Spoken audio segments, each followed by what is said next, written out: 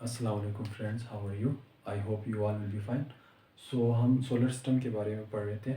मैंने कहा था कि सोलर सिस्टम एक ग्रेविटेशनल बॉन्ड ऑफ सन है, सही है, जिसके अराउंड हमारी जो ये 8 प्लैनेट्स, इसके अलावा जो ये नेचुरल सैटेलाइट्स, जो हेवनली बॉडीज़ है, जैसे मीटरोइड्स हो गए, एस्टेरॉइड्स हो गए, कॉमेट्स हो गए, ये इस सन के अराउंड जो है रिवॉल्व करती है। इसी को हम जो है सोलर सिस्टम कहते हैं, सही है। तो ये चीज़ें क्यों हमारी सन के अराउंड रिवॉल्व करते हैं? इसलिए कि हमारी सन की मैस और सन की ग्रेविटी इन सब से बहुत ज़्यादा है, सही है। हम अभी आगे पढ़ेंगे। तो हमारे बेसिकली 8 प्लैनेट्स हैं, जिसमें मैंने कहा था सबसे पहले मरकरी है, फिर वीनस आती है, फिर अर्थ है, फिर मार्स है, जुपिटर है, सेचरन है, यूरानस है और नेपच्यून है। तो इस नेपच्यून से आगे एक और प्लैनेट भी था 2006 तक, उसका नाम था प्लूटो, सही है। तो ये प्लूटो क्यों प्लेनेट की लिस्ट से निकाला गया इसको? क्योंकि ये ड्वार्फिज्म का शिकार होता है, सही है। ड्वार्फिज्म ड्वार्फिज्म क्या है कि ये स्मॉल इन साइज था, स्मॉल इन साइज, सही है। तो इसकी साइज की वजह से इसको प्लेनेट से निकाला गया, सही है। तो अब हमारे पास कितने प्लेनेट्स हैं? टोटल 8 प्लेनेट्स है, सही है। तो उससे पे मैंने ये भी आप लोगों को समझाया था कि इनर जो 4 इनर प्लैनेट्स है, इसको हम टेरेस्ट्रियल प्लैनेट या रॉकी प्लैनेट्स कहते हैं। जैसे क्यों? क्योंकि जैसे हमारे अर्थ पे चट्टाने हैं, पहाड़ है ना, तो ये सारे प्लैनेट्स भी इसी से मिलकर बनी है, सही है। तो ये उसके बाद जो है एस्ट्रॉइड बेल्ट आती है। एस्ट्रॉइड बेल्ट ये जो है ना एक बिग स्टोन्स होती है, सही है, बिग स्टोन्स की फॉर्म में होती है। तो ये फिर इनर प्लैनेट को आउटर प्लैनेट से जुदा करती है। उसके बाद जो है ना जुपिटर्स आती है, सही है। उसके बाद सेचरन आती है, यूरानस और नेपच्यून आती है। इस प्लैनेट को हम कहते हैं, इन सारे 4 प्लैनेट को, इनको गैसियस प्लैनेट्स भी कहते हैं, सही है। इसको जोवियन प्लैनेट्स भी कहते हैं, सही है। उसके बाद नेपच्यून के बाद एक और बेल्ट आती है, जिसको हम क्यूपर बेल्ट कहते हैं, सही है। ये हो गया हमारे प्लैनेट्स के बारे में। अब हम बारी बारी एक एक करके डिस्कस करते हैं। तो हम सबसे पहले सन को डिस्कस करते हैं। तो सन हमें क्या देती है? हीट प्लस लाइट, सही है। तो ये हीट और लाइट हमें रेडिएशन के थ्रू जो है ना ट्रांसफ़र होती है, सही है। रेडिएशन जिसको हम सोलर रेडिएशन कहते हैं, सही है। तो इसके अलावा जो है सन की ग्रेविटी कितनी है? ग्रेविटी ऑफ सन वो है 274 मीटर पर सेकेंड स्क्वायर। अब देखो इतनी ज़्यादा ग्रेविटी, इस वजह से ये सारी चीज़ों को अपने गिर्द रिवॉल्व करवाती है। जैसे हमें पता है कि अर्थ की 9.8 मीटर पर सेकेंड स्क्वायर है, इतनी कम है, लेकिन सन कितनी ज़्यादा ग्रेविटी है। इसी तरह इसकी मैस देखते हैं, मैस ऑफ सन। सन की मैस कितनी है? 2 मल्टीप्लाई बाई 10⁻30 kg, सही है। तो देखो इसकी मैस भी बहुत ज़्यादा है, सही है। तो इसके अलावा जो है सन जो है, इसमें जो एनर्जी हमें मिलती है वो कैसे प्रोड्यूस होती है सन में? ये सोर्स ऑफ एनर्जी क्या है? तो वो थर्मो न्यूक्लियर फ्यूजन रिएक्शन की वजह से होती है। थर्मो न्यूक्लियर फ्यूजन रिएक्शन, ये वो रिएक्शन होती है, फ्यूजन रिएक्शन, जिसमें 2 स्मॉल या लाइटर न्यूक्लियाई मिलके एक हेवियर न्यूक्लियाई, जिसको हम हीलियम कहते हैं, वो बनाती है। इसके साथ एक न्यूट्रॉन प्लस फोटोन, जिसको हम पैकेट ऑफ लाइट कहते हैं, ठीक है, ये बनाती है, सही है, ये फ्यूजन रिएक्शन। और ये अनकंट्रोल्ड रिएक्शन है, सही है। तो इसके अलावा जो है सन से हमें जो रोशनी मिलती है वो कितने मिनट में अर्थ तक पहुंचती है, सही है। तो वो अर्थ सरफेस तक 8 मिनट एंड 20 सेकेंड में पहुंचती है, सही है। तो इसके अलावा जो है हम अभी आगे पढ़ते हैं मरकरी के बारे में, सही है। मरकरी देखते हैं, मरकरी क्या होती है। ये हमारी पहली प्लेनेट है, और ये जो है ना इसकी नेचुरल सैटेलाइट्स, जिसको मून कहते हैं, इसकी 0 मून है, सही है। और ये स्मॉलेस्ट प्लेनेट है, सबसे छोटी प्लेनेट है, सही है। तो इसके अलावा मरकरी जो है अर्थ के गिर्द जो ऑर्बिटल रिवोल्यूशन करती है, सही है, वो कितने दिनों में कंप्लीट करती है? वो 88 डेज में, 88 अर्थ डेज के बराबर अपनी एक रिवोल्यूशन सन के गिर्द कंप्लीट करती है, सही है। और ये मरकरी जो है ना, ये सेकंड हॉटेस्ट प्लेनेट है, सेकंड हॉटेस्ट प्लेनेट,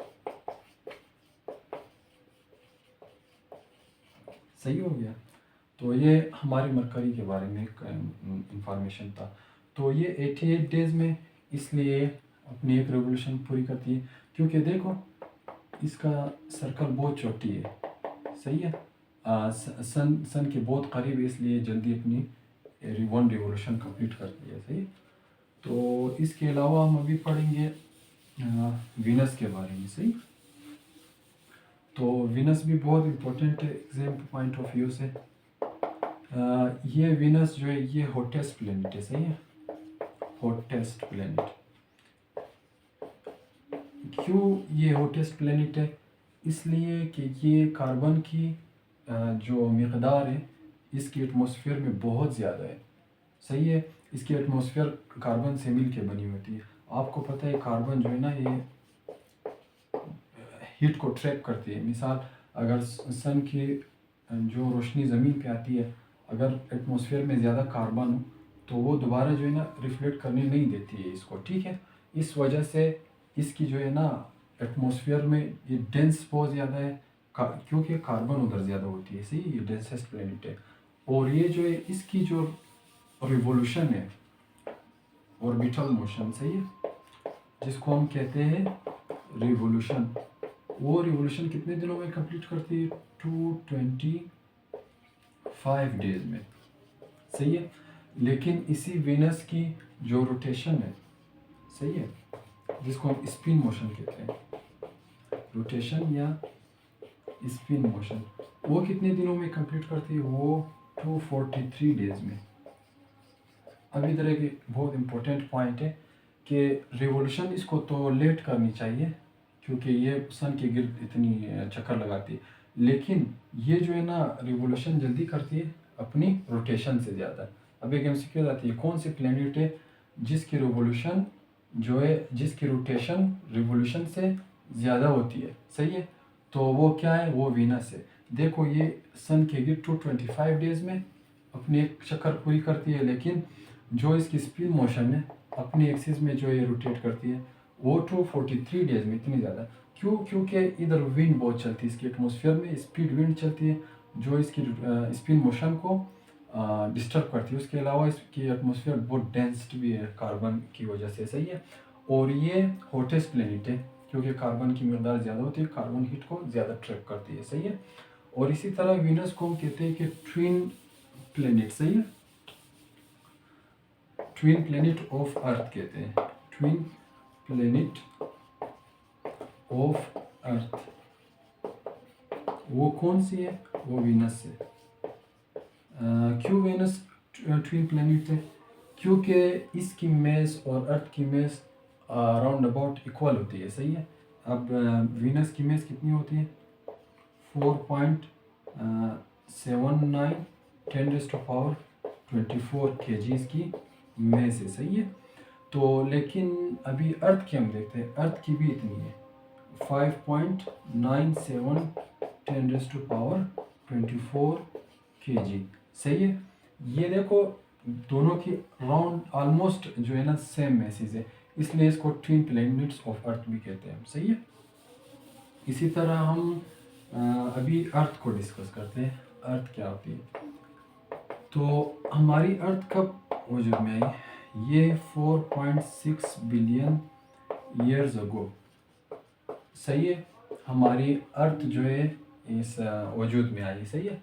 तो इसके अलावा जो है हमारी अर्थ की जो है मेस, अभी मैंने कहा कितनी है मेस ऑफ अर्थ, वो है 5.97 10⁻24, सही है। इसी तरह हमारी अर्थ की ग्रेविटी कितनी है? हमारी अर्थ की ग्रेविटी है 9.8 मीटर पर सेकंड स्क्वायर, सही है। ये हमारी अर्थ की ग्रेविटी है। इसी तरह अर्थ के बारे में एक और एमसीक्यू है, इसको ब्लू प्लेनेट भी कहते हैं, ब्लू प्लेनेट। क्यों? क्योंकि इसके सरफेस में वाटर बहुत ज़्यादा होती है, सही है, तो इसलिए इसको ब्लू प्लेनेट्स कहते हैं। और अर्थ की एक नेचुरल सेटेलाइट है जिसको हम मून कहते हैं, सिर्फ एक ही सेटेलाइट है, सही है, जिसकी ग्रेविटी कितना है 1.6 मीटर पर सेकेंड स्क्वायर, सही है। तो ये मून के बारे में अर्थ के बारे में इंफॉर्मेशन था, सही है। तो अब हम देखते हैं, आगे चलते हैं। आगे हमारे पास आते हैं मार्स। मार्स के बारे में डिस्कस करते हैं। मार्स जो है ये हमारे पास इसको कहते हैं रेड प्लेनेट। रेड प्लेनेट हमारे मार्स होती है, सही है। तो मार्स को क्यों रेड प्लेनेट कहते हैं? क्योंकि इसके सरफेस में आयरन बहुत ज़्यादा होती है, सही है। और इसी तरह जो है मार्स जो है ये रिवोल्यूशन कितने दिनों में करती है, सही है। ये मार्स जो है एक रिवोल्यूशन 687 डेज में अर्थ के अराउंड जो है ना, सॉरी सन के अराउंड जो है ये रिवॉल्व करती है, सही, 687 डेज में। तो इसी तरह हम अभी देखते हैं कि जो जुपिटर है, सही है, जुपिटर की हम देखते हैं। जुपिटर इसकी 79 नेचुरल मून होते हैं। इसी तरह हम देखते हैं जुपिटर ये लार्जेस्ट प्लेनेट है, सही है। हमारी जो सोलर सिस्टम में सबसे बड़ी प्लेनेट है जुपिटर है, ठीक, सही है। ये जुपिटर क्यों सबसे बड़ी प्लेनेट है? क्योंकि देखो ये एक तो गैसियस फॉर्म में होती है, सही है। और ये अपनी एक जो रिवोल्यूशन सन के गिर्द वो 12 ईयर में, सही है, 12 ईयर्स ओवर, सही है। तो ये 12 ईयर में अपनी एक रिवोल्यूशन कंप्लीट करती है, सही है। तो इसी तरह हम आगे चलते हैं। आगे हमारे पास कौन सी है? आगे हमारे पास है यूरानस, सॉरी सेचुरन। सेचुरन की सबसे ज़्यादा सेटेलाइट होती है 82 सेटेलाइट, सही है। तो ये सेचुरन सेकंड लार्जेस्ट सेटेलाइट है हमारी सब जुपिटर के बाद, सही, ये सबसे बड़ी है। तो सेचुरन अपनी एक रिवोल्यूशन सन के गिर्द कितने ईयर में पूरी करती है? ये 29.4 अर्थ ईयर के बराबर, सही है। ये अपनी एक रिवोल्यूशन कंप्लीट करती है। उसके बाद जो है हमारे पास आती है क्या? नेपच्यून। नेपच्यून की जो है 14 नेचुरल सेटेलाइट्स है, सही है। इसके अलावा जो है नेपच्यून ये अपनी, क्योंकि ये सबसे दूर है, सही, तो ये अपनी एक रिवोल्यूशन कितने दिनों में कंप्लीट करती है? कितनी ईयर्स में? 165 ईयर्स, ठीक है, अर्थ ईयर्स के बराबर ये अपनी एक रिवोल्यूशन कंप्लीट करती है, सही है। तो ये सेचुरन देखो, जितने आप जो है ना ये प्लेनेट को देख ले कि जितने अर्थ सन से दूर होते जाते हैं, सही है, इतनी इनकी रिवोल्यूशन की जो ड्यूरेशन है वो ज़्यादा होती जाती है। जैसे मरकरी 88 डेज में था, फिर ये 225 डेज में था इसकी रिवोल्यूशन। अर्थ की 365 डेज है, सही है, एक रिवोल्यूशन जो सन की गिर्द जो एक साल कंप्लीट होती है। इसी तरह मार्स की 687 डेज थी, सही। इसी तरह सेचुरन की जुपिटर की 12 ईयर्स थी, सही है। तो इसी तरह सेचुरन की 29 ईयर्स थी। इसी तरह जो यूरानस है उसकी हमने देख लिया था। यूरानस की थी तकरीबन, यूरानस के हमने पढ़ा था 84 ईयर्स, सॉरी, सही। यूरानस की हमारे पास 84 ईयर्स है, एक रिवोल्यूशन कंप्लीट करती। तो इसी तरह उसके बाद जो है नेपच्यून है। नेपच्यून की जो है 165 ईयर्स, क्योंकि ये सबसे दूर है, सही है, सबसे आखिरी में, तो ये इसकी रिवोल्यूशन बहुत देर में कंप्लीट होती है, सही है। तो ये हमारे पास थी टोटल सोलर सिस्टम के बारे में। अब हम देखते हैं कि कुछ अहम एमसीक्यूज, ठीक है। ये जो हमारी जितने भी प्लैनेट्स है, सही है, वीनस और यूरानस के अलावा, एक्सेप्ट वीनस एंड यूरानस, ये दोनों जो है ईस्ट टू वेस्ट रोटेशन करती है, सही है, ईस्ट टू वेस्ट रोटेट करती है, सही है, सन के गिर्द। लेकिन इनके अलावा जितने भी प्लैनेट्स हैं, मरकरी हो गया, अर्थ हो गया, मार्स हो गया, जुपिटर हो गया, सेचुरन हो गया, नेपच्यून हो गया, वो किस तरह रोटेट करती है, वो सब वेस्ट टू ईस्ट रोटेशन अपनी कंप्लीट करती है। सही है, तो ये भी हो गया हमारा। और उसके अलावा जो है अब ये जो यूरानस और नेपच्यून है, यूरानस एंड नेपच्यून, इन दोनों को आइस जाइंट कहते हैं। आइस जाइंट, इनको आइस जाइंट्स क्यों कहते हैं? क्योंकि देखो ये सन से बहुत ज़्यादा दूर है, तो इस पे सन की जो है सोलर रेडिएशन बहुत कम पड़ती है, इसलिए ये दोनों प्लैनेट्स बर्फ़ से ढकी हुई है। सही है, तो इसलिए इनको हम क्या कहते हैं? आइस जाइंट कहते हैं। सही है, तो ये हो गया। और एक और एमसीक्यूज़ है बहुत इम्पोर्टेंट, जो हमारी जो गैसियस प्लैनेट्स है, जुपिटर, सैटर्न, यूरानस, नेपच्यून, ये जो है देखें कि इनकी एक इस तरह रिंग भी होती है। सही है, इन चारों प्लैनेट की इस तरह रिंग होती है, लेकिन एमसीक्यूज़ में आती है कि विजिबल रिंग कौन सी है। इन जुपिटर, यूरानस और नेपच्यून की रिंग विजिबल नहीं है, लेकिन ये जो सैटर्न है, जिसकी सबसे ज़्यादा सैटेलाइट है, नेचुरल सैटेलाइट मून है, तो इसकी जो है ना विजिबल रिंग होती है। सही है, सैटर्न हैज़ विजिबल रिंग। सही है, ये भी एमसीक्यूज़ था। तो ये आज हमने सोलर सिस्टम के बारे में कम्प्लीटली पढ़ा।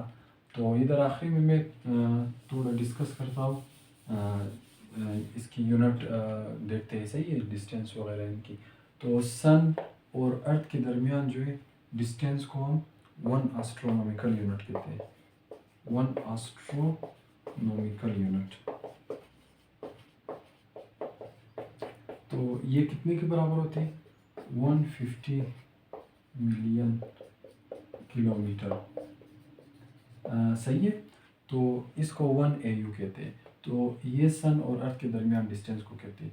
तो ये जब सन और अर्थ एक दूसरे से दूर जाती है, सही है, तो उसको हम कहते हैं एपीहीलियन।